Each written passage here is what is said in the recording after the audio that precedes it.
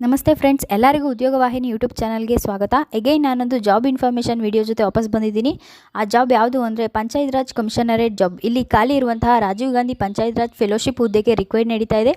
Apply ಮಾಡುವಂಥವರು ಮಾಡಬಹುದು. Apply ಮಾಡುವವರು ಯೂನಿವರ್ಸಿಟಿಗಳಿಂದ ಪದವಿ ಪಡೆದಿರಬೇಕು. ಪ್ರಮುಖವಾಗಿ ಸಮಾಜಶಾಸ್ತ್ರ, ಅರ್ಥಶಾಸ್ತ್ರ, ಗ್ರಾಮೀಣಾಭಿವೃದ್ಧಿ, ಸಾಮಾಜಿಕ ಕಾರ್ಯ, ಸಾರ್ವಜನಿಕ ನೀತಿ, ಸ್ನಾತಕೋತ್ತರ ಈ ಯಾವುದಾದ್ರೂ ಒಂದು ಪದವಿಯಲ್ಲಿ PhD ಹೊಂದಿರಬೇಕು. ಹಾಗೆ ಈ ಜಾಬ್ಗೆ ಅಪ್ಲೈ ಮಾಡುವವರು ಡೆವಲಪ್ಮೆಂಟ್ ಸೆಕ್ಟರಲ್ಲಿ ಮಿನಿಮಮ್ 1 or 2 ಇಯರ್ ಫೀಲ್ಡ್ ಅನುಭವ ಹೊಂದಿರಬೇಕು. ಹಾಗೆ ಜಾಬ್ಗೆ ಅಪ್ಲೈ ಮಾಡಲು ಗರಿಷ್ಠ 32 ವರ್ಷಗಳ ವಯೋಮಿತಿ ಹೊಂದಿರಬೇಕು.